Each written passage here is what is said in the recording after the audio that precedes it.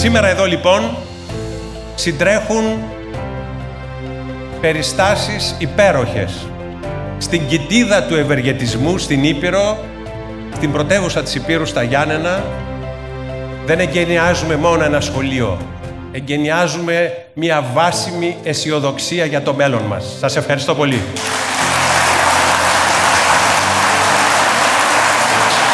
Αυτό το όραμα πολλών δεκαετιών, όραμα πολλών διοικητικών συμβουλίων της εκπαιδευτικής εταιρείας, πήρε σάρκα και οστά το 2004 και άρχισε να λειτουργεί το 2009. Εδώ, στους λογκάδες του Δήμου Παμπότιδος, εδώ λίγο έξω από τα Γιάννενα, την πόλη των Γραμμάτων, εδώ στην Ευκλεή Ήπειρο, που γέννησε τους μεγαλύτερους ευεργέτες της πατρίδας. Εδώ λοιπόν το Αρσάκιο Ιωαννίνων.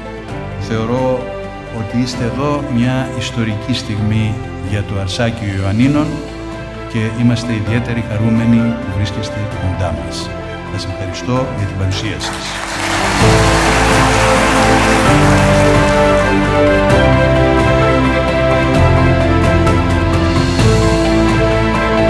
Σήμερα εδώ στο Αρσάκιο Γυμνάσιο Λύκειο Ιωαννίνων νιώθουμε αισιόδοξοι πως οι μαθητές και καθηγητές και όλοι οι εργαζόμενοι και οι γονείς ενώνονται με ένα κοινό όραμα, ένα κοινό σχέδιο.